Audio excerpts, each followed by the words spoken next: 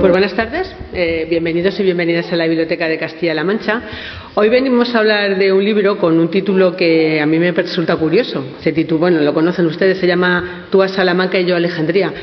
Preparando la presentación me entendía en este título, veía en este título un guiño de su autor, Francisco Escudero, que me acompaña aquí esta tarde. Pues no sé si recordarán aquella película de nuestra infancia, de Tú a Boston y yo a California. Pero bueno, más allá de esta broma, pues este título resume un viaje increíble de miles de años. Francisco Escudero, que nos acompaña hoy, es filólogo y es profesor, pero sobre todo es divulgador. Y digo esto porque ha conseguido algo bastante imposible: que un libro sobre gramática pues se pueda leer casi como una novela de aventuras.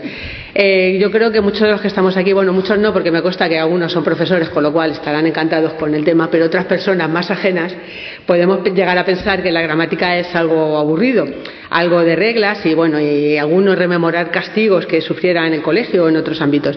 Pero Francisco viene a quitarnos esa idea, nos lleva de viaje a Alejandría, donde los griegos ya intentaban que sus textos no se perdieran, y nos lleva a la Salamanca de Nebrija, donde ahí fue donde nuestro idioma se hizo mayor de edad.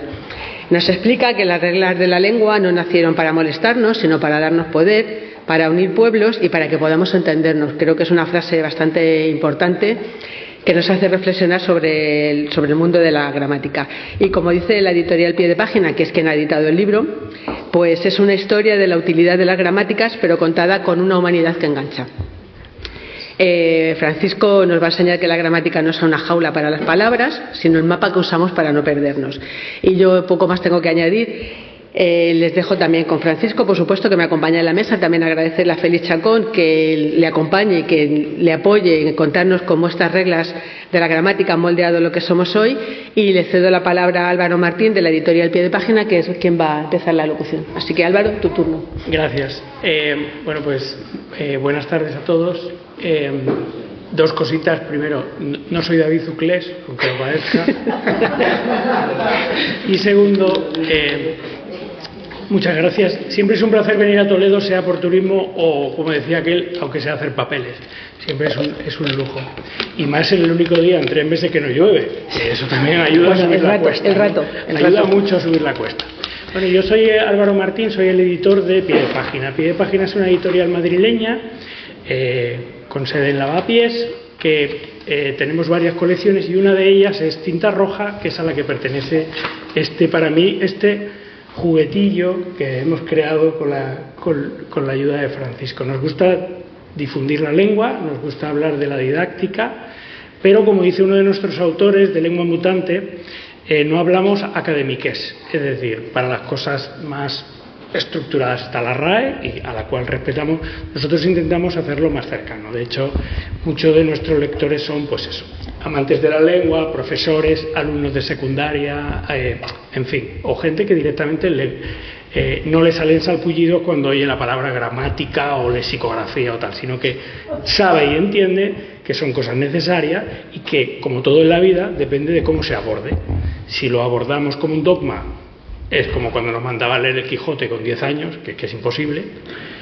Pero si nos lo explican, como hace Francisco, puede llegar a ser muy, muy interesante. Y si hay profesores, estaréis de acuerdo conmigo que no es importante lo que se enseña, pero también cómo se enseña. Entonces, bueno, luego él tiene sus dejes, y cuando nos presentó el libro, el título era... ¿Te acuerdas? Era la importancia de la lengua. Ya dije, no, negativo. Vamos a darle un toque, como la portada de color, vamos a darle un toque al título. Y bueno, al final se trata de eso, de un viaje que ahora explicarán ellos, para hablar de la gramática. Y como me dijo un día que me encantó, es que hay vida más allá de Nebrija. Y es verdad. Y para eso está él, para hacerlo. Y además, ya ahí donde lo veis, vino como los autores ya exigiendo. Dijo, yo es que necesito que mi libro vaya en color. Y yo, es que vale mucho. Y ya, pero es que yo, mis imágenes, claro, marca el rojo, marca tal. Dijo, bueno, venga, vale. Así que tenéis el primer libro de la editorial que tiene las páginas en color, gracias aquí Si os parece, os dejo con ellos dos, os doy las gracias porque hay 1000 cosas que hacer en Toledo, pero estáis aquí, con lo cual perfecto. Y nada, cualquier cosa que queráis, aquí estaremos después. Gracias. Buenas tardes a todos y a todas por estar aquí acompañándonos. Bueno, para mí es un privilegio estar aquí con Francisco compartiendo este momento, porque bueno, hace muchísimos años, al menos desde mi perspectiva, que fuimos alumno y profesor. El profesor era yo, por si alguien tiene casi 20 ya, casi 20 años. Entonces, bueno, quiero empezar agradeciendo la presencia de los compañeros profesores que están aquí, sobre todo los del Instituto Sefarad, que eran los compañeros en aquel momento. Francisco estudió en el Instituto Sefarad toda la ESO y el bachillerato, 6 años. 6 años de secundaria muy intensos y que le hicieron ser como pues muy del Sefarad, como todos los que pasamos por allí. Y por aquí están, veo por allá a Mercedes y a Federico, y los quiero saludar los primeros, y también a mis compañeras de la Universidad Laboral, que son mis actuales compañeras, que también las tengo aquí en primera fila, a Milibea, Isabel, Sonia, y creo que no me dejo a nadie, ¿vale? Y Luismi, que es con el que primero estaba hablando. Luismi, que te dejaba fuera, porque he dicho compañeras y ya te hacía de lado.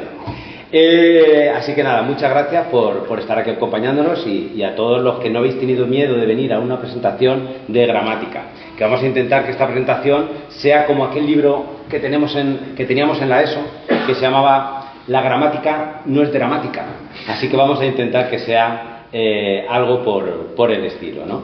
Bueno, ¿qué os contaría yo de Francisco? Me gustaría recordar un poco el momento en el que yo lo conocí, ¿no? Porque han pasado mucho tiempo y me interesa mucho recordar aquel momento, y un momento clave en cuarto de la ESO, que él tenía que decidir al año siguiente qué iba a estudiar y hacia dónde se iba a dirigir.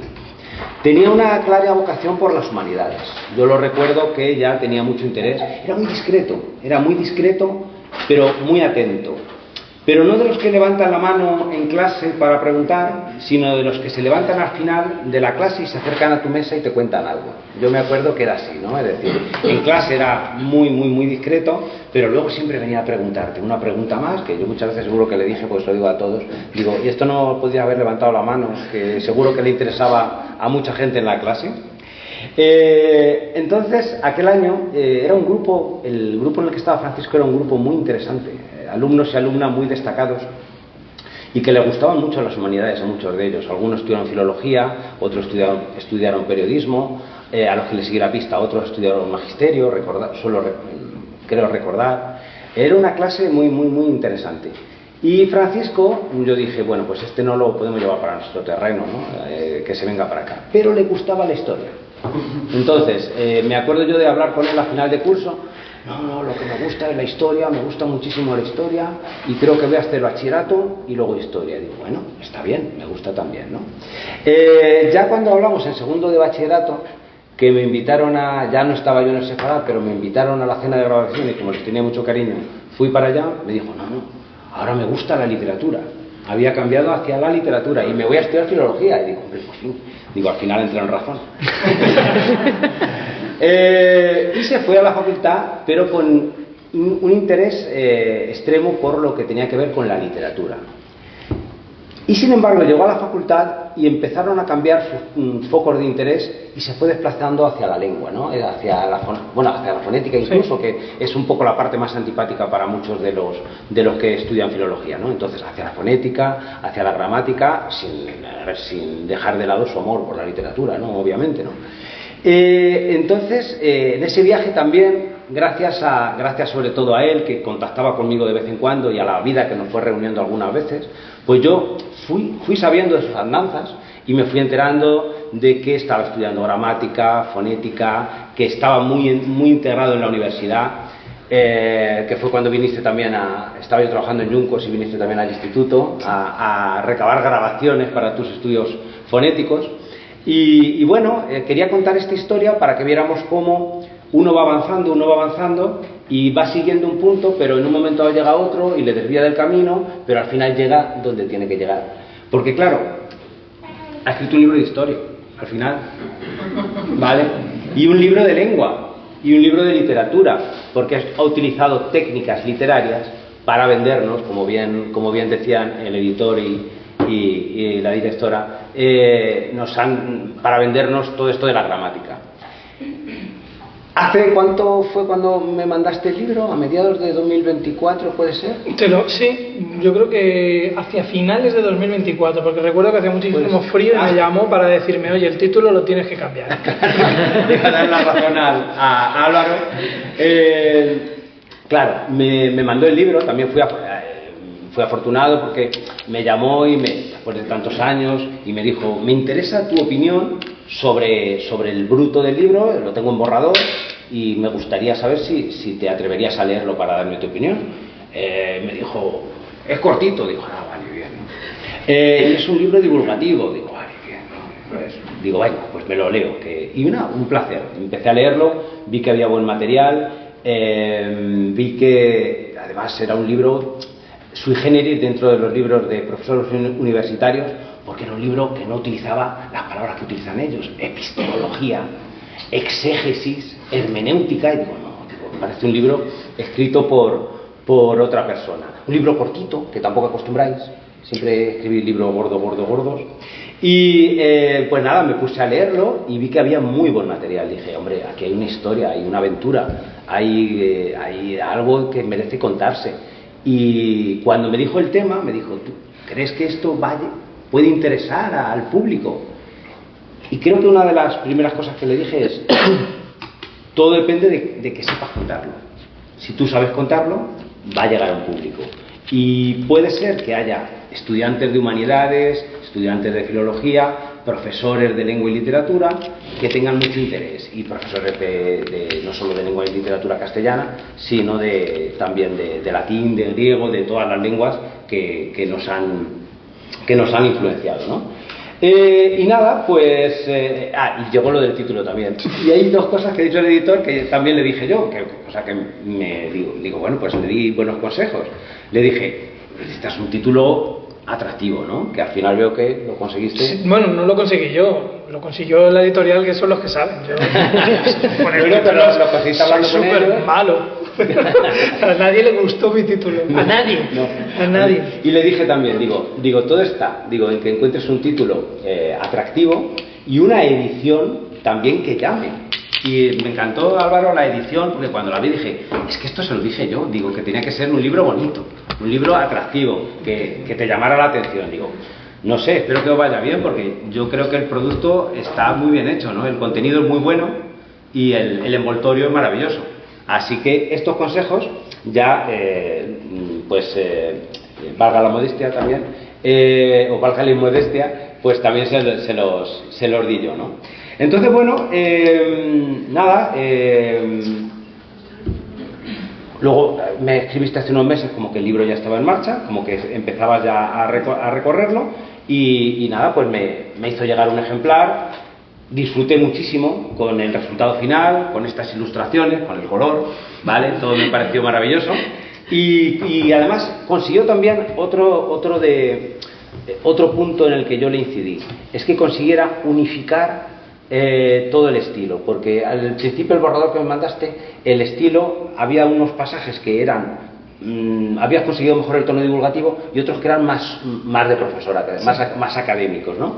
Entonces el resultado final a mí me parece extraordinario y ha conseguido un libro para que la gente disfrute enterándose de dónde viene todo el origen, acotando también, ¿no? Claro, él me dijo historia de las gramáticas. Imaginad que cuentan la historia de las gramáticas de todas las lenguas del mundo, eso sería imposible prácticamente, ¿no? Entonces, la forma de acotarlo fue muy inteligente, ¿no? Lo hizo desde la perspectiva de un lector o de un estudioso español o de lengua española, ¿no? Entonces está hecho para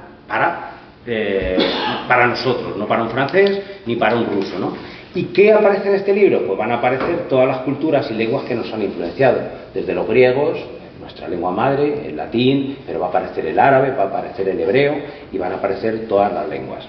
Yo le voy a ceder la palabra ya a Francisco haciéndole la primera pregunta, ¿no? Porque la primera pregunta sería, recorriendo todas las fases de la historia de nuestra lengua, ¿no? Partiendo de los romanos e incluso de los griegos, ¿con qué fase o con qué etapa de la historia disfrutaste más? Bueno, pues se han dicho muchísimas cosas de mí, la verdad. No puedo contestar a todo, pero creo que se hace un resumen rápido de soy un pesado diciendo quiero esto hasta conseguirlo.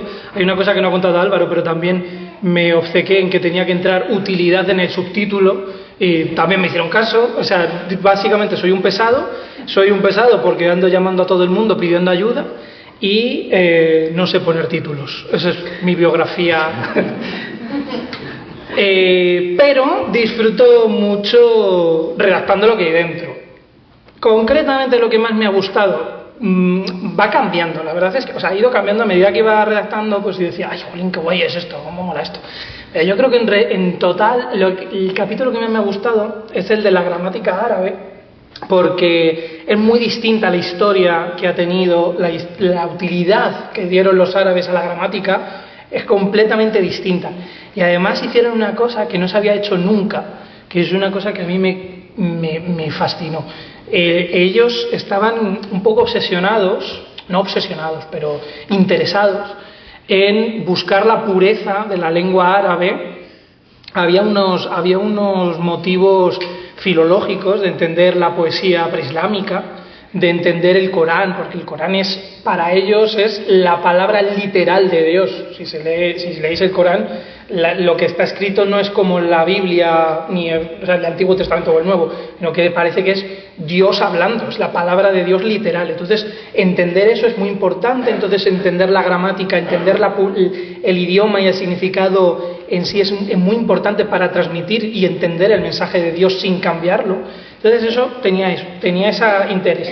Pero es que además, con ese run de la pureza, había gramáticos y lexicógrafos que se iban a tribus beduinas del desierto a hacer encuestas dialectales, como en los años 30 aquí en España, que se iban al pueblo más perdido de la mano de Dios y a buscar a un señor mayor a que le dijesen, ¿y esto cómo se llama? ¿Y esto usted cómo lo llama? Y así, para intentar recopilar todo ese vocabulario de árabe puro, de árabes que nunca, beduinos, nómadas, que habían estado en el desierto viviendo durante siglos, sin contacto con otras lenguas, para buscar esas palabras puras. Y vais a los diccionarios clásicos árabes y tienen 20 tomos, 50 tomos de palabras. Los diccionarios árabes se suele decir que son que el árabe es la lengua que más palabras tiene. O sea, me lo invento, pero si digo 200.000 registradas, es así. Pues claro, iban a pueblos, a tribus nómadas, y esa manera de hacer lingüística y estudiar gramática es una cosa que me fascinó. Entender esa utilidad y esa labor que hicieron a mí me resultó apasionante. Pero luego hay otros temas, o sea, luego a medida que iba estudiando otros capítulos, también me iba llamando la atención. Los que más conocía por historia, por formación, la gramática griega y la gramática latina, a mí me parecen apasionantes. Lo que pasa es que al redactarlo a mí los enseñaba como una clase, no como algo que había profundizado en ello y lo estaba transmitiendo. Y que habías descubierto. Y que había descubierto, sí. O sea, había un poquito, pero no tanto, porque para el libro me he tenido que documentar, evidentemente. Que es lo que hiciste tú cuando viniste también a lo que has contado que hacían estos gramáticos, sí. lo que hacían los fonetistas, ¿no? Más o menos, es decir, sí. Ir a grabar claro. al sitio, buscar la fuente, el origen. Cuando vino a mi instituto estuvo grabando a los adolescentes de la saga. Sí. A ver cómo hablaban. Quería ver cómo hablaban y pues eso hice, fui allí, los grabé. Ellos piensan que no es interesante, pero yo estaba súper interesado. Y nada, bueno, pues muy interesante. Y pues eso es lo que hicieron, pero, o sea, lo que pero hace 1000 años. Lo que más me fascina es que esa gente lo hacía en camellos, yo fui en coches. A mí me llevó Félix en coche. Esa gente se iba desde Irán. El primer gramático árabe no era árabe, era persa. Se fueron desde la antigua Persia hasta pueblos beduinos en camello. O sea, me parece mucho más un logro mayor que el mío. Mola mucho más, la verdad que da para película. Ahí estaría el origen ya de la gramática como a ciencia, ¿no? El estudio de la lengua como algo científico, ¿no? Me parece fascinante. Esa anécdota que cuentas en el libro y que acabas de contar, a mí, por ejemplo, fue también de las que me llamó muchísimo la atención. Porque, claro, los que hemos estudiado filología y somos profesores, pues vamos a descubrir en este libro muchos capítulos que ya conocíamos, aunque probablemente van a aparecer anécdotas que desconocíamos. Pero yo tenía muchos puntos muertos, muchísimos puntos muertos en esta lectura, y esta fue una de ellas. Por ejemplo, para mí la parte de los árabes, aunque yo he estudiado la historia de los árabes, desconocía la importancia de la gramática. Me llamó mucho la atención también descubrir que fueron ellos, los gramáticos árabes, los que influencian a los hebreos, porque yo pensaba que los hebreos serían anteriores, ¿no? Por la antigüedad de la lengua, porque el hebreo es una lengua porque el árabe realmente, como bien cuentas en el libro, empieza a tener su importancia ya hace 2000 años, y sin embargo el hebreo pues tiene una antigüedad mucho mayor. Y entonces, sin embargo, nos cuenta Francisco que el hebreo es posterior, eso sí. O sea, no es que sea posterior, sino de la gramática. Que la gramática árabe, las clases de palabras que se inventaron los árabes, inventaron 3. Dijeron, aquí no hay aquí, o sea, nosotros nos liamos mucho. Porque de repente llegaron los griegos y dijeron, hay nombre, y hay adjetivo, y hay verbo, y hay participio, y hay conjunción, y hay preposición. Pero los árabes, aquí hay 3, nombre, verbo y partículas. Y las partículas no cambian. Y ya está, y se quitó todo el problema. O sea, qué rollo enseñar a los chavales a aprender a diferenciar entre preposición y conjunción. Y pero si ninguna cambia, si son iguales. O sea, no son iguales, pero bueno, ellos hacían eso. Y lo que hicieron los hebreos, claro, el hebreo es una lengua semítica, el árabe también, no son súper cercanas, pero bueno, hay cosas en común. Entonces, cuando los gramáticos árabes se pusieron a hacer gramática, libros de gramática, cuando empezaron a hacer los hebreos gramática hebrea, copiaron ese modelo, porque bueno, vivían con ellos, tenían una lengua más parecida. Entonces, bueno, pues se fijaron en ellos. Pero igual que nosotros nos fijamos en las palabras del latín, claro, y los latinos se fijaron en las clases que hicieron, las clases de palabras griegas. Es decir, aquí nadie se inventa nada. Bueno, este era el inicio, que lo tenía yo aquí, claro. Es decir, el libro empieza en Grecia, ¿no? Es decir, el libro, él empieza en Grecia, ¿no? Que realmente son los que inspiran a los gramáticos romanos, y de ahí viene pues toda nuestra tradición gramatical. Permitidme que lea aquí un párrafo de Francisco que a mí me gustó mucho, porque siendo profesor de lengua, siendo licenciado en filología, como muchos de los compañeros y compañeras que están hoy aquí, sin embargo, nunca hemos prestado atención al origen de dónde vienen los estudios de los que estamos impartiendo todos los días. Y tiene aquí una frase extraordinaria, Francisco, que os quiero leer. Dice el libro, está en los primeros capítulos, no hago spoiler. Dice: si los filósofos tienen a Platón y Aristóteles, los historiadores a Heródoto y a Tucídides, los médicos a Hipócrates y a Galeno, los físicos a Demócrito y a Arquímedes, los matemáticos a Tales y a Pitágoras, entonces los filólogos y los gramáticos tenemos a Dionisio de Tracia y a Apolonio Díscolo. Y ese es un poco el origen. Y te cedo la palabra para que nos hables de la importancia de estos dos gramáticos, que son el origen de nuestra tradición gramatical y lingüística. Pues básicamente es eso. O sea, yo pregunto, o sea, muchos profesores, seguro, y aquí hay profesores de lengua y literatura, no se suele enseñar. Esto es una batalla dentro de la universidad, que sí, no de la universidad, es mentira, dentro de mi área de investigación. Nuestra sociedad, que se llama Sociedad Española de Historiografía Lingüística, tiene un debate sobre cómo dar historiografía lingüística y enseñar los orígenes de los primeros lingüistas y cómo enseñar esto. Hay gente que se está empeñando en difundir nuestra disciplina. O sea, que es normal que la gente no lo entienda. Pero me parece súper fuerte. Yo consumo muchos vídeos de divulgación científica, de física, de matemática, me gusta mucho. Disfruto un montón viendo... Yo cada vez que veo vídeos hay un físico muy famoso, divulgador, que se llama Santaolalla, Javier Santaolalla creo que se llama, siempre tiene vídeos de que si Tesla, que si ¿cómo se llama este hombre? Se me ha olvidado, Galileo, que si Einstein, que si todo el rato de historia, todo el mundo se sabe citar 4 físicos, y luego vas a un lingüista, a un filólogo, y no sabe citar a uno que no le haya dado clase a él. O sea, a mí me dio Félix Chacón clase, pues mira, ya tengo un lingüista, alguien que sabe de lengua que me dio clase. O sea, es así. Y eso es lo que... No, pero es verdad, citamos a vos. Bosque está vivo, o sea, claro. Bosque está vivo, ¿no?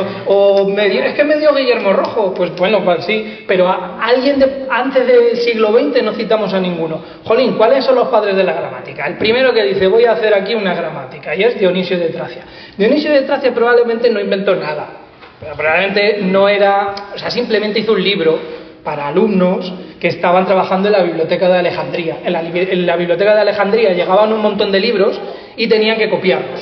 Y para copiarlos tienes que saber lo que estás copiando y entender lo que estás copiando. Y luego tienes que leerlos y entenderlos y comentarlos. Entonces tenían que entender literatura de hacía 5 siglos, escritos en un griego que ya no hablaba nadie, escrito o producido en Grecia cuando ellos ya estaban en Alejandría. O sea, tenían que aprender prácticamente un idioma nuevo, tenían que entender, por hacer un símil, es como si nosotros tenemos que estudiar el lazarillo y tenemos que entender el lenguaje del lazarillo. Bueno, pues si vamos desde cero resulta complicado, hay que ponerse, hay que entenderlo, hay que hacer diccionarios, hay que hacer glosas, etcétera. Bueno, pues Dionisio de Tracia dijo, pues voy a hacer esto que llevamos haciendo de traducir, de copiar, de comentar, voy a hacer un librito que se llama Technique Grammatique, es como una técnica gramatical, una herramienta de gramática, un libro. Y eso es lo más interesante, que la primera gramática nace como una herramienta, como algo útil. No es algo, Dionisio de Tracia le daba absolutamente igual si alguien decía la dije o le dije, que no le importaba nada. A ese señor lo que le interesaba era copiar bien y entender bien los textos griegos clásicos. Su definición, nosotros solemos entender ahora la gramática como lo que está bien dicho y lo que está mal dicho. Para el nacimiento de la gramática no es así. La gramática, el libro de gramática sirve para algo, que era para entender textos antiguos. Él dice que la gramática es la técnica o sea, como han hablado, mejor dicho, los escritores de la antigüedad, especialmente los poetas. Pensaba en Homero.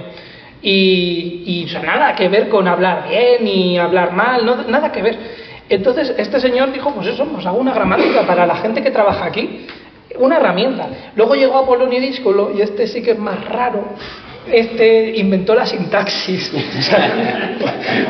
O sea, a ver, Díscolo quiere decir o sea, se entiende, se traduce como el oscuro, sí. Porque era un poco desagradable o no se entendía, algo de dos. A ver, inventar la sintaxis hay que tener mala leche, porque mucha gente suspende lengua española por sintaxis. O sea, este tío era muy inteligente y fue el que lo inventó, o por lo menos el que creemos que lo inventó, no tenemos ningún registro anterior.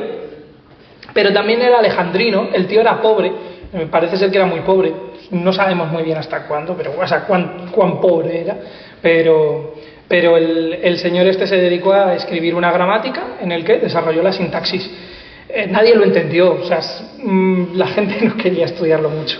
Entonces, bueno, la sintaxis fue muy complicado de meter en la historia de la gramática. Murió pobre. Creo que murió pobre, no sabemos muy bien. Era raro. Era menos útil, por así decirlo, era más teórico, pero bueno, la cuestión es que ese tío hizo una gramática que era para, o sea, los dos inauguraron una cosa nueva, que eran libros de gramática con contenido gramatical, que se llevaba gestando mucho tiempo en Alejandría, pero tenía una utilidad real. Y copiaban todo, copiaban a Homero, si llegaba un libro, una receta de cocina, copiaban la receta de cocina, cualquier cosa valía. Era la biblioteca de Alejandría, era acumular. De hecho, bueno, hay historias de llegaban barcos, si tenían textos, tenían que pasar obligatoriamente por la biblioteca de Alejandría para copiarlos. Y a veces eran tan buenos copiando, probablemente se quedaban con el original y les daban la copia. Claro, porque era mucho mejor. Porque les encantaba lo original. También está la idea ahí de pureza de la lengua, etcétera. Pero bueno, básicamente era utilidad. Por situar a todo el mundo, estamos hablando de hace 2100, 2200 años, ¿no? Es decir, esa es la situación que tenemos, ¿no? Y ahora quiero dar un salto cualitativo porque siempre simplificamos un poco la historia, o cuando toca simplificarla, siempre decimos, los griegos eran más teóricos, tendían más hacia la filosofía, hacia todo lo teórico, y los romanos eran más prácticos, eran ingenieros, eran gente que buscaba la utilidad y la aplicación de las teorías que habían desarrollado los griegos. Y aquí se da porque cuando llegamos a la parte de los romanos, hablas en el libro de un uso muy sorprendente que descubrieron los romanos, y nombras además a un hispano-romano que era Quintiliano, porque el libro también, como está hecho para personas que miren la historia desde nuestra perspectiva, claro, aparecen muchos nombres de gramáticos hispánicos, ¿no? Y el primero yo creo que aparece, corrígeme si me equivoco, es Quintiliano, ¿no? Creo que sí. Es Quintiliano. Bueno, pues hablándonos de Quintiliano, ¿qué es ese uso sorprendente que descubrieron los hábiles romanos que podía tener la gramática? Quintiliano era de Calahorra. O sea, es que es así, era de Calahorra y bueno, no es español como que yo no podía existir, no existía España, pero bueno, era de aquí, de Hispania. Era de aquí, era de los nuestros, podemos decir, geográficamente coterráneo. Así que yo siempre que hay un coterráneo yo pongo de dónde era, intento poner, digo yo, si puedo saberlo, digo, era de aquí. Este señor hizo un libro de oratoria.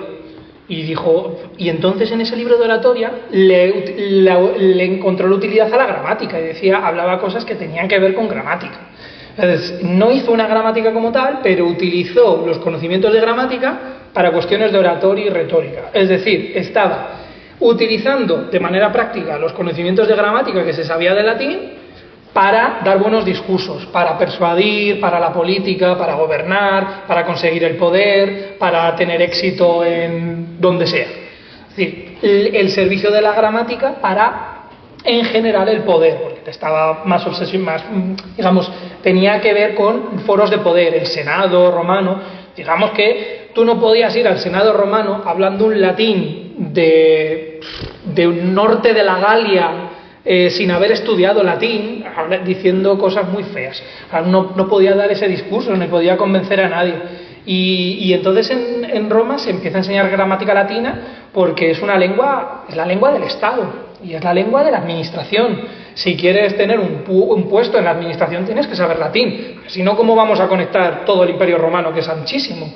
Había otro gramático que era Pristiano, había Donato y Pristiano. Pristiano es el más famoso a día de hoy, también un poco odiado. El tío no era hispánico, no era hispano, era de la actual Argelia. Él enseñaba latín y se fue a Bizancio, perdón, a la parte griega del Imperio Romano de Occidente, donde no hablaban latín. ¿Por qué? Porque a ellos les interesaba aprender latín para formar parte del ejército, para dirigir tropas, para estar en puestos de administración. Claro, era un imperio partido, pero era el mismo imperio, por así decirlo. Entonces, conocer el latín y saber su gramática era importante para poder ocupar puestos de poder. Hay una relación clarísima entre la gramática y el poder. Y a la frase aquí viene al pelo, que obviamente viene en el libro, la frase de Nebrija, ¿no? La de la lengua siempre fue compañera del imperio, ¿no? Entonces también podemos atribuir la inspiración de esta frase a pensar en los romanos, ¿no? Sí, de hecho hay ideas de esa idea de esa frase de Nebrija, hay ecos. No es suya original, o sea, la frase sí, la forma sí, pero el fondo ya estaba también en Quintiliano, de hecho. Hay una anécdota también muy simpática en el libro que cuentas, aunque no está demostrado al 100% que se refiere a eso, la anécdota de la Divina Comedia, que aparecen Pristiano y Donato. Sí. ¿Vale? Pero no está muy claro, pero es divertidísima. No está muy claro que se refiere al Pristiano gramático, pero Dante metió a Donato en un cielo y a Pristiano le metió no sé en cuál infierno, pero era en el de los sadomasoquistas. O sea, decía que estaba en el peor sitio. Yo quiero pensar que era el Pristiano gramático, porque el Pristiano gramático, a diferencia del de Donato, pues tú tenías una sintaxis. Entonces a la gente era más fácil, ¿no? Claro, Donato era como más facilito, le hacían preguntas y respuestas. ¿Qué es el nombre? El nombre es una palabra que sirve para designar cosas. Y Pristiano te montaba una teoría de la sintaxis del nombre, de la preposición, que decía, no, esto no hay quien lo entienda. Entonces dijo, bueno, pues para el infierno. No sabemos si es él, pero yo quiero pensar que sí. Pues me hace más gracia. Podría ser. A mí me hizo gracia la anécdota, aunque aclaras en el libro que, bueno, Hay quien lo pone en duda, Sí. que Prisciano sea ese Prisciano. Siguiendo hablando de imperios, conviene mucho hablar quizá de la importancia que va a tener en el imperio americano que van a inaugurar los castellanos, o los españoles, como queramos decir, la importancia que van a tener las gramáticas. Y quizá habría que partir, sorprendentemente, también de otro gramático español, que es el primero que hace una gramática árabe para Europa, ¿no? A Pedro de Alcalá. Primero, español también, o castellano, que hace una gramática del árabe pensada para personas que no sean árabes, ¿no? Sí, se le ocurrió una idea, que es, acababa de conquistar Granada Isabel y Fernando. Entonces, había que evangelizar a esa gente. O sea, es como la obsesión. ¿Y cómo le evangelizamos si no hablamos la misma lengua? Pues dijo, pues muy sencillo, aprendemos su lengua, ¿qué es mejor? Que me invento cuánta gente vivía en Granada en esa época, que 300.000 granadinos aprendan castellano, o que 10 curas aprendan árabe y transmitan la palabra de Jesucristo. Ya está. Aprendemos árabe, hizo una gramática del árabe que es árabe nazarí, árabe andalusí de ese momento. Y con eso inaugura una cosa que ya se puede considerar las gramáticas misioneras. La utilidad de la gramática con fines religiosos. Los árabes habían tenido la suya, los hebreos también, para sus textos sagrados. Los cristianos lo plantearon de una manera muy distinta. Los árabes estaban obsesionados con la pureza, porque para ellos el mensaje del Corán es la palabra de Dios literalmente. Entonces, para ellos, los cristianos y los hebreos, al escribir muy tarde, dicen, además los cristianos habéis traducido del arameo, del hebreo, al griego, al latín, al castellano, al alemán, al francés, habéis desvirtuado la palabra de Dios. Pero esa no es la palabra de Dios. ¿Pero qué hacen los cristianos? Dicen, no, la palabra de Dios está clara, ahora hay que traducirla para difundirla. Dos maneras diferentes de utilizar la gramática. Hacían gramáticas de lenguas desconocidas para aprenderla y poder evangelizar. Entonces, cuando llegan a América, tarda muy poco tiempo en empezar a hacer gramáticas del náhuatl, del quechua, del maya. Se hace una gramática antes del náhuatl y del quechua, antes que del inglés. O sea, los gramáticos españoles, también portugueses y franceses, van muy rápido, o sea, les interesaba. De nuevo, la gramática tenía una utilidad, para ellos tenía esa utilidad de la evangelización. Pero es que además, unos de los primeros gramáticos, escritores de gramáticas de lengua japonesa, son un portugués y luego un español. Lenguas de la isla de Guam. Hay una gramática de la lengua de la isla de Guam, escrita por un español, que empezó a escribirla antes de llegar a la isla. Conoció a un nativo y le dijo, a ver, ¿cómo se dice esto? ¿Y cómo se hace el plural? ¿Y cómo se hace el femenino o el masculino? Y empezó a hacer una gramática que luego mandaban a Italia, a Roma, para que cualquiera que fuese a ir de misiones a evangelizar a cualquier sitio de Asia, de América, de donde fuese, pudiese aprender la lengua para así ponerse. Luego además hay cosas muy fuertes, porque hay un señor que hizo una gramática y empezó claro, los ejemplos que ponían eran de temas religiosos. Bueno, pues hubo un señor que fue a la Inquisición, estuvo en la Inquisición a juicio, porque le acusaban de haber traducido el nombre de Dios y de la Virgen a esa lengua, no me acuerdo cuál era, una lengua americana, con nombres inapropiados. O sea, que a lo mejor había traducido, me lo estoy inventando, el nombre de la Virgen lo había traducido por una palabra que era la prostituta, pongamos. Entonces, claro, esto era sacrilegio, una blasfemia, y le llevaron a la Inquisición y estuvo a juicio. O sea, que luego tenía esto sus problemas. Pero, bueno, había que hacerlo bien. Era problemático, pero había que hacerlo bien. El caso es que las gramáticas, de nuevo, servía en este caso era para las personas religiosas. Llevamos tan embalados que lo mismo nos saltábamos a Nebrija. Pero voy a hacer un paréntesis. Porque voy a unir una parte de la introducción que haces en el libro con la aparición de la primera mujer, creo que es la primera mujer que nombras, con conocimientos de gramática y muy importante en la historia, ¿no? Hablo de Beatriz Galindo, la latina, que era institutriz de Isabel I. Y es muy curioso porque cuando escribe el prólogo Francisco del libro, es muy consciente de que este libro no va en la misma dirección que muchos de los libros que se publican ahora, que son, pues, mujeres pintoras que están por descubrir, directoras de cine que han pasado inadvertidas en la historia, libros que no estoy criticando, al contrario, me parecen muy necesarios y muy oportunos. Pero Francisco debió de darse cuenta de que alguien le iba a decir, pues no has sacado muchas gramáticas, ¿no? Y nos explica al principio del libro, en el prólogo, que no es este el objetivo del libro, y que lamentablemente pues las mujeres también en el mundo de la gramática han sufrido una marginación y que probablemente habrá que hacer investigaciones para descubrir esas mujeres que fueron importantes en la gramática.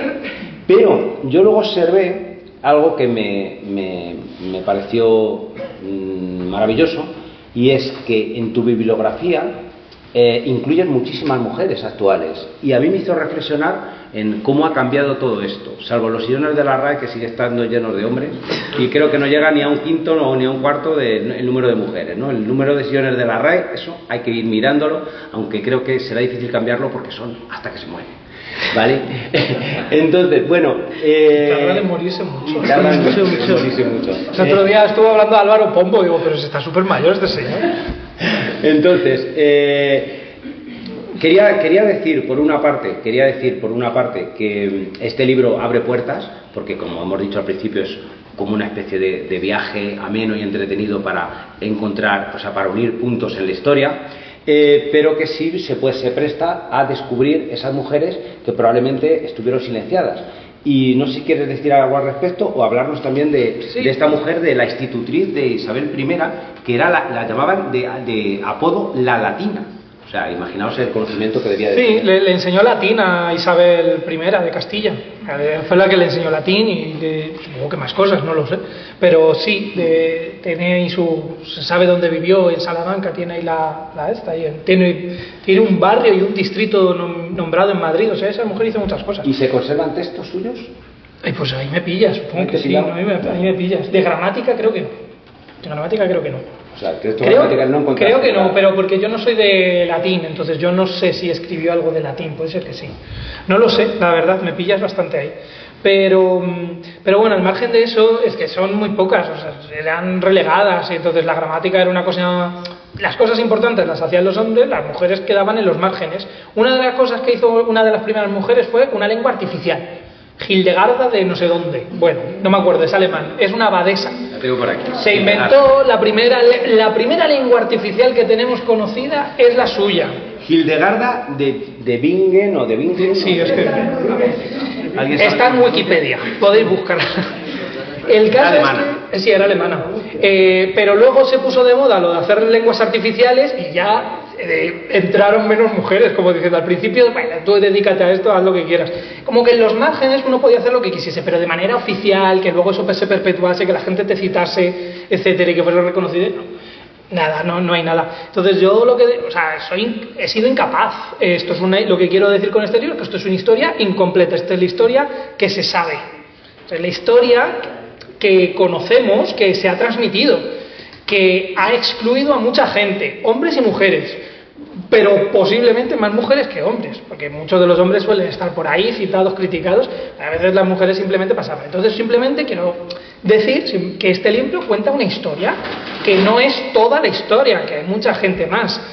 Afortunadamente dentro de mi área hay muchísimas personas que se dedican a investigar y a recuperar la labor de un montón de mujeres lingüistas de España y de otras partes del mundo, y nada, y se siguen haciendo el trabajo. Esa labor ya se está haciendo, ¿no? Sí, se hacen. Lo que pasa es que, bueno, del siglo XVI pues no vamos a encontrar mucha gente probablemente, pero bueno, del siglo XVIII, XIX sí que se encuentra cosas muy interesantes y es una labor que se hace, y a día de hoy, la verdad, es un tópico, pero en las clases de filología hay muchas mujeres y muchos gays. O sea, se reparte así. Entonces, hay cada vez más mujeres investigando y afortunadamente, y entonces se pueden citar y aparecen tantas porque dentro de mi área hay muchísimas mujeres súper buenas, súper profesionales que investigan sobre historiografía lingüística de todo tipo, y también hay gente que se dedica a recuperar la labor de gramáticos, lingüistas menores, menos conocidos, entre los que hay muchas mujeres. Yo creo que habrá un cambio con el tiempo, ¿no? Es decir, porque al final en la universidad o en los puestos o en las instituciones de poder, ¿no? Se sigue manteniendo lo que pasa en muchas empresas, ¿no? Que en la universidad tú tienes un tanto por ciento de mujeres y además con calificaciones y notas muy destacadas, y cuando llegas a esas empresas son todos hombres los que ocupan los cargos directivos, o hay un tanto por ciento mucho más pequeño de mujeres, ¿no? Entonces esto debería cambiar, porque las facultades de filología son especialmente femeninas. En el instituto, bueno, este año en mi instituto estoy yo solo, bueno, este año estoy con otro compañero y luego estamos 9 mujeres y 2 hombres. Otros años estoy yo solo entonces no es normal que habiendo esa proporción de mujeres filólogas sigan siendo hombres los que dirigen el Instituto Cervantes, los que dirigen la RAE. A mí me parece que tiene que haber ya un golpe sobre la mesa, un cambio que tendrá que ser paulatino, pero muy llamativo, sobre todo hombres siempre ocupando los puestos. Sí, en la tesis a mí me pasaba eso, éramos 80% mujeres, 20% hombres a lo mejor en las clases, y luego llegabas al doctorado y éramos 50-50. Eso es raro, proporcionalmente raro, pero bueno. Supongo que irá el cambio, vamos, tiene que... Perdón, hay una excepción notable en la profesión española, que es concretamente la de bibliotecaria, al punto de que incluso se conocía como la cuerpa. Sí. Pero eso también está cambiando ya, ¿eh? Bueno, y antes de seguir adelante hay que hablar, bueno, lo que alguien, seguro que no sabéis muchos de los que estáis aquí, es que Nebrija, el que hizo la primera gramática española, madre mía, en 1492, fracasó. Pero si tiene una universidad, ya, fracasó. A ver, ¿cómo fracasó? ¿De qué manera? Su gramática española no se vendió. No, nadie le hizo caso. O sea, no le gustó a la gente no lo entendió. Fue una adelantada a su tiempo. Él era latinista, él hacía gramáticas del latín, él lo hizo muy bien como latinista, pero bueno, de hecho le echaron es que al pobre le pasó de todo. Le medio echaron de la Universidad de Salamanca, concursó una plaza en la que de gramática latina, el libro de cabecera era el suyo, o sea, el libro obligatorio para todos los estudiantes era el suyo, se presentó a la plaza y la perdió. O sea, no le querían para nada, se fue a Alcalá. Y dijo, de hecho, a Salamanca no vuelvo, creo que dijo, a Salamanca no vuelvo ni en cenizas, o sea, ni muerto, que no me entierren aquí, no está enterrado ahí. El caso es que hizo una gramática del español, estoy calculando, unos 60 años después de la siguiente. Es decir, hizo su gramática, 60 años después se hizo otra, en el extranjero, para extranjeros, mucho peor, mucho más pequeña, sin sintaxis, eso por supuesto, porque no era muy difícil, y nadie lo entendió. O sea, nadie entendió para qué servía aprender una gramática de una lengua que ya se hablaba. Que ya te sabes. Que ya te sabes. Si tú ya te sabes la lengua española, ¿para qué voy a estudiar gramática? Pensamiento que se sigue teniendo por muchos estudiantes que dicen, pero ¿para qué tengo yo que saber gramática si yo ya me sé hablar español? O sea, yo esto ya lo sé, yo de calle. Ya es como si me enseñas a saltar, pues yo ya sé saltar. Entonces, no se entendió, y pasó mucho tiempo, pasaron más de 100 años hasta que otra gramática estuvo al mismo nivel de la de Nebrija y desaparecía. En España no se hacían gramáticas de español para españoles. Había muy buenos gramáticos de otras ramas, de latín, de griego, pero gramáticos de español para españoles, para España, no había. Entonces, ahí se perdió mucho. Luego llegaron los franceses, que lo hacen todo mejor, por lo menos se le hace caso a los que saben, y hicieron gramáticas muy buenas, y ya todo el mundo copiaba a los franceses. Pero tardó mucho tiempo en asentarse la gramática para españoles en España. Y nada, el señor no lo entendieron. ¿Para qué voy a aprender una lengua que lo habla todo el mundo? Que sí, que lo habla el rey, que lo habla el escritor, pero que también lo habla el campesino. ¿Cómo vas a hacer una gramática? Era una gramática, hasta ese momento tenía el latín, el griego, el árabe y el hebreo. O sea, lenguas con textos religiosos, bíblicos, con tradición literaria potentes. Había otra que era una gramática, si no recuerdo mal, del islandés, o del irlandés, no me acuerdo, pero nos vamos a callar porque eso es otra cosa. Pero ninguna más tenía gramática. Entonces llega un señor y dice, voy a hacer una gramática del castellano como si fuese latín. Joder, te has venido de arriba, no es tan importante el castellano. Empezaba a serlo, pero no. Entonces nadie lo entendió, la gente no entendió eso y no se vendió, no hubo reediciones. Y de hecho la gente decía, así es una copia, es como haber traducido la gramática latina al español, es mentira. Es una gramática súper nueva, súper interesante, pero bueno. ¿Qué es lo que me interesa de Nebrija? ¿Para qué lo hizo? O sea, ¿cómo justificó eso? Pues dijo, bueno, puede servir. Hizo dos gramáticas, una gramática para españoles y otra para extranjeros. Dijo, para la gente nueva que acababan de conquistar Granada y Navarra, decía para los navarros, para los granaínos que aprendan castellano. Vale, para los franceses, para los italianos, cualquiera que mercadee con España, pues puede saber español. Bueno, ¿y para qué más? Pues también puede servir para, sobre todo él hacía latín, entonces su principal idea parece ser, si enseño primero gramática del español a españoles, van a aprender esos términos gramaticales y luego les va a resultar más fácil aprender latín. Entonces, eso decía, pues nos va a ayudar. Ahora ha cambiado las cosas. Te dicen, si estudias latín, luego aprendes a hacer sintaxis en español. Digo, pero esto es rarísimo. Todo el mundo queriendo enseñar gramática de una lengua a través de otra. Bueno, esos eran sus intereses. Tiene más, pero bueno, básicamente le dio mucha importancia en su prólogo, dedicado a la reina Isabel, de las utilidades que ponía tener la gramática. Nadie le hizo caso. Eso desapareció, fue un pionero y ya está. Y le llovieron palos hasta contar la anécdota de Juan de Valdés. Juan de Valdés dijo. Juan de Valdés, bueno, pero cuidado, que es el licitano. Juan de Valdés, conquense. ¿Hay algún conquense? Espero que no. Es que es muy mala persona. No mala persona, estoy mintiendo, pero. No, pero dijo, bueno, ¿cómo va a enseñar este señor?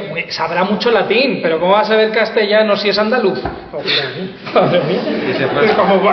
Ahora me va a enseñar a mí a hablar un andaluz castellano. ¿Cómo? No, Juan de Valdés hizo otra cosa que no es una gramática, pero sí era como para enseñar español a través de otros métodos, pero también muy interesante. Ese comentario que has hecho, todavía mucha gente se lo cree. Sí, claro, sí, lamentable, sí. Lamentablemente. Es lamentable. Pues ahí tiene raíces. Sí, hay mucho ahí. Entonces, que es Nebrija, o sea, vamos a ver.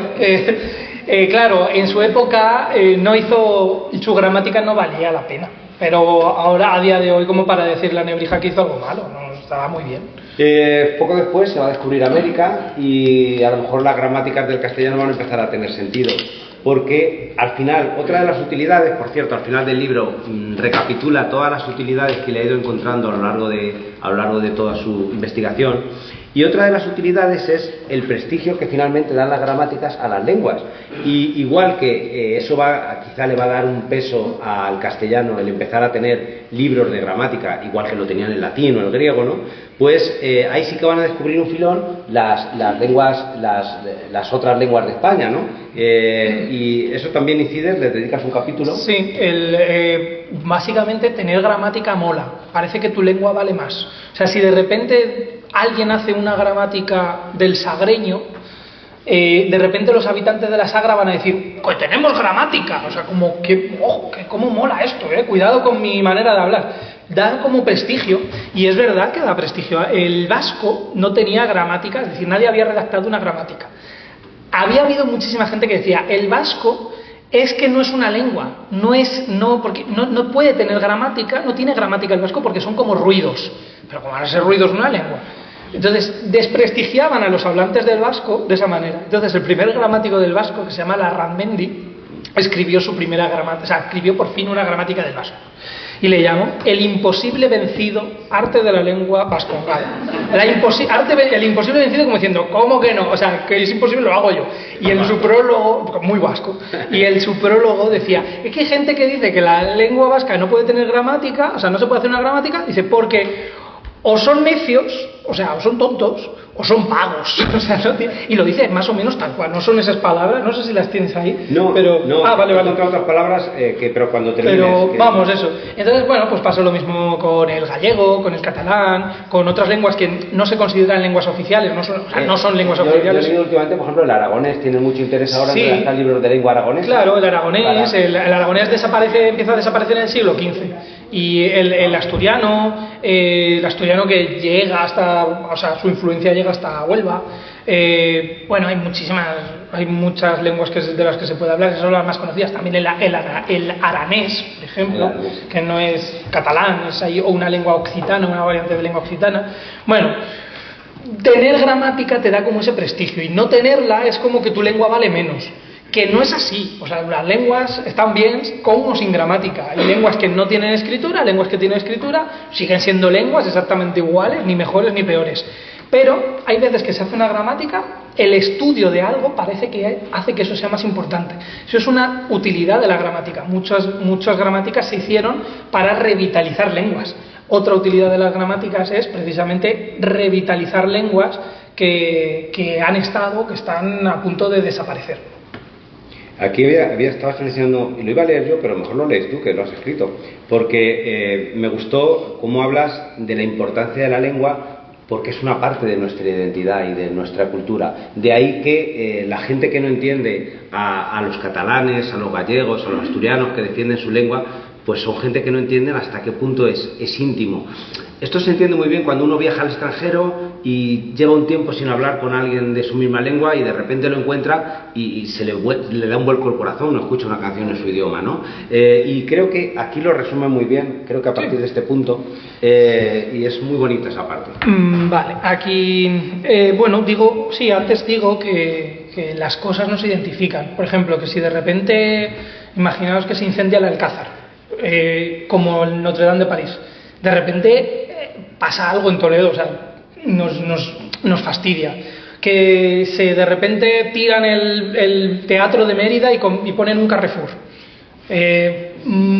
Se cae la catedral de Santiago, pasan cosas así, nos afecta. Aquí se ha liado con el quejo Catalina. Sí. Fíjate. Está liando, va a perder la alcaldía el alcalde por el quejo Catalina. Es que esas cosas nos identificamos con esas cosas. Pues la lengua forma parte de nosotros. Y eso es importante. Entonces, cuando alguien, aseguro que como que nos sentimos orgullosos cuando decimos, jolín, el castellano es la primera gramática de una lengua romance y de una lengua europea, la del castellano, y sientes como orgullo. Y los primeros que hicieron en hacer gramáticas de lenguas amerindias, los españoles, y uno siente orgullo. Entonces, claro, digo, exactamente lo mismo que con catalino ocurre con las lenguas que aprendemos.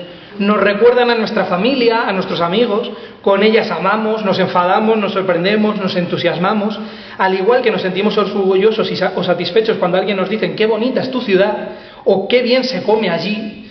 También agradecemos cuando nos dicen me encanta tu idioma, o cuando un actor, una cantante, una escritora o cualquier famoso extranjero habla con fluidez nuestra lengua. No solo es que la lengua nos pertenezca, sino que también nos identifica y nosotros nos identificamos con ella. Para eso sirve también estudiar la gramática, para cuidar nuestra cultura y para respetarnos a nosotros mismos.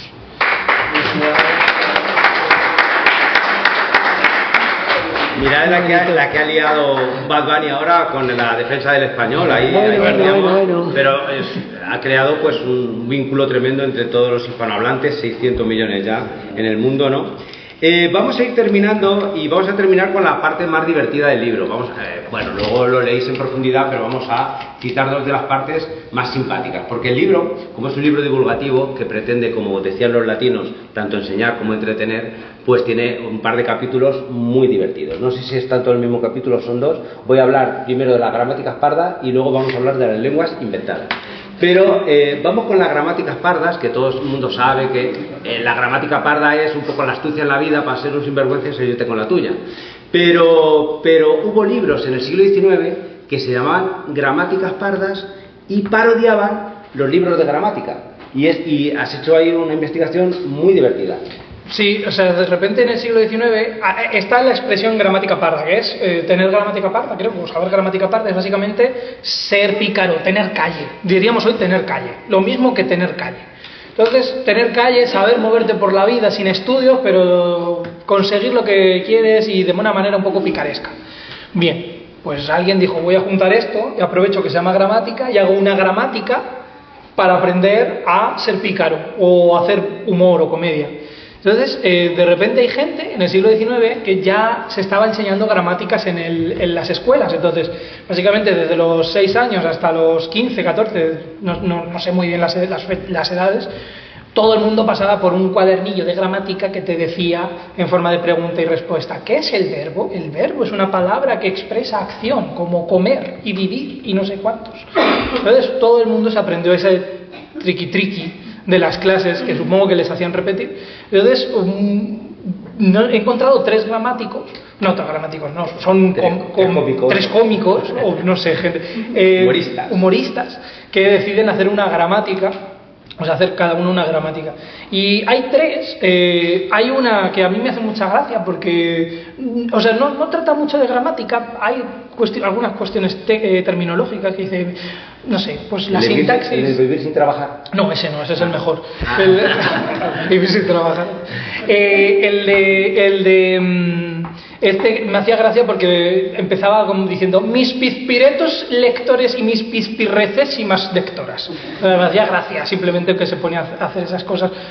Luego hay otro que a mí no me hace nada de gracia, no he encontrado la gracia en ningún sitio. Su humor es básicamente decir, los hombres hacen esto y las mujeres de sintaxis no saben porque son tontas. Así, todo el rato así. O sea, no hacen nada de gracia, o por lo menos desde mi punto de vista y actualmente no hay humor.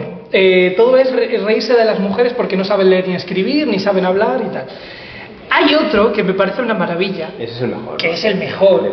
Ese se puede ver gratis en la Biblioteca Digital Hispánica. O sea, la Biblioteca Nacional la tiene digitalizada. Se puede encontrar fácilmente. Hay una edición, se editó posteriormente en los años 70, 80, del siglo XX. Y se puede encontrar todavía en alguna librería de antigüedades, claro. Y te enseña a vivir sin trabajar.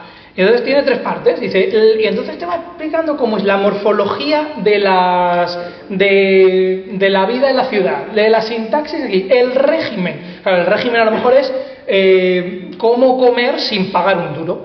Entonces va utilizando palabras, conceptos, estructura de una gramática y te enseña en esas 3 partes a vivir a todo lujo en el centro de Madrid, en la plaza, en la Puerta del Sol, en un pedazo piso sin pagar nada y cómo hacerlo. El segundo, vivir cómodo, vivir normal, tranquilamente, sin pagar nada, o comer algún día de gratis, pasar una noche gratis, entonces te da los 3 modelos para... A él dice, tú tienes que tirar por lo alto, pero bueno, hay gente menos avanzada y a lo mejor simplemente quiere comer gratis. Entonces, pues es divertidísimo, lo recomiendo. Decimos el título entero, que es largo, sabéis que ponían títulos muy largos en esa época. Gramática parda en 15 lecciones o vivir sin trabajar, por si no te ha quedado claro. Del bachiller Cantaclaro. Sí. 1833. Buenísimo, buenísimo. No es una gramática, no tiene nada que ver con la gramática, salvo que imita una gramática. O sea, es una parodia. Pero eso nos hace ver la importancia que tenía la gramática, porque cuando algo se parodia y se imita, es que es algo que conoce mucha gente, que conoce todo el mundo. De ahí que ya estamos hablando de que en el siglo XIX la gramática era el pan nuestro de cada día para todo el que tenía una educación, ¿no? Claro. Yo creo que decía en el libro, creo que digo en el libro que es como las frases de madre, que se pueden parodiar, porque las sabes, te las han dicho mucho y todo el mundo las conocemos. Pues hacían lo mismo con los libros de gramática. Bueno, y nos hemos saltado muchísimas cosas, pero vamos a terminar ya, porque vamos a ir cerrando, que ya si no nos echan de la biblioteca. No. Y querréis que os firme el libro también, o querréis hacer alguna pregunta. Queríamos terminar con también otro de los capítulos más simpáticos, ¿no? Que es, bueno, hay una parte que es seria, es decir, el intento de los seres humanos de crear un lenguaje universal, ¿no? Los más acertados fueron, los que más cerca han estado son el Esperanto y el Volapük. Pero aparte de hablarnos de estas lenguas, nos cuenta Francisco, se pone más bien carpetobetónico y busca a algunos españoles que intentaron crear un esperanto o que intentaron crear un Bonapuk, es decir, y eso es muy, muy divertido.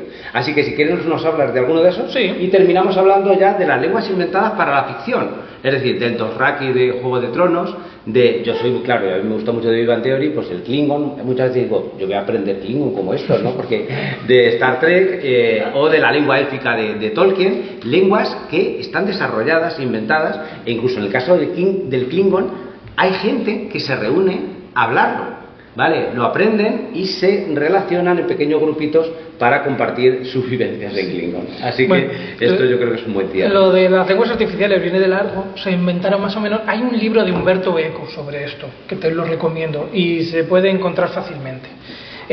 Básicamente al principio querían hacer una lengua para la ciencia, algo que fuese universal, que se pudiese comprender perfectamente la relación de las cosas con lo que se dice, como diciendo, bueno, un lenguaje científico, por así decirlo, pero que pudiese ser leído por cualquiera en cualquier parte del mundo.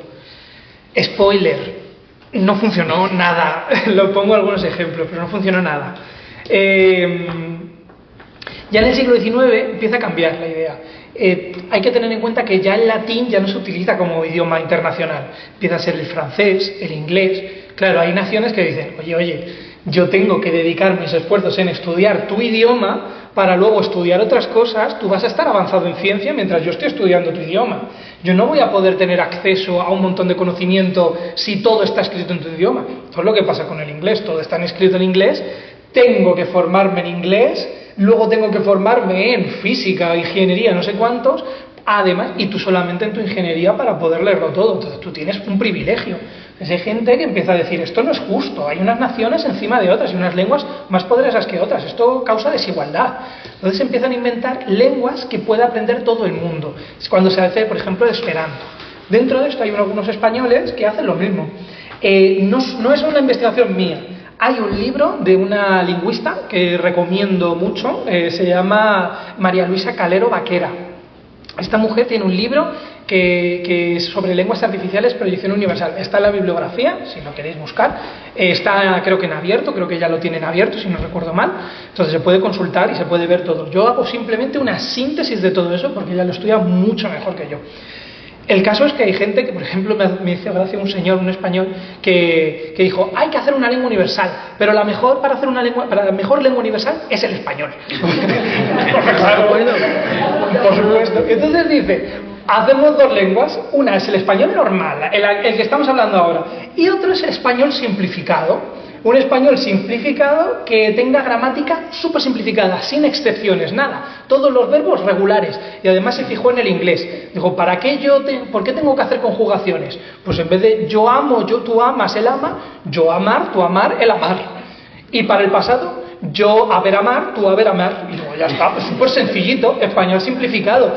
Nada de más, o sea, masculino, singular, o sea, todos los casos de irregularidades, fuera, nada, todo facilísimo. Dice, pues el mejor es el español. Me hace mucha gracia. Y luego lo último que digo es, esto, por cierto, también ha fracasado. Lo dice Umberto Eco, también, él lo dice así, toda esta trayectoria de hacer gramáticas de lenguas artificiales inventadas no ha dado los éxitos que ellos querían, pero sí que nos han ayudado a hacer reflexiones sobre la gramática y sobre la lingüística. Es decir, ha tenido repercusión científica, pero sus objetivos que ellos se plantearon no los consiguieron. Por ejemplo, en Esperanto sí que hay muchos hablantes de Esperanto que aprenden Esperanto, pero claro, de que haya varios miles, decenas de miles hablantes de Esperanto a ser lengua universal, muy lejos.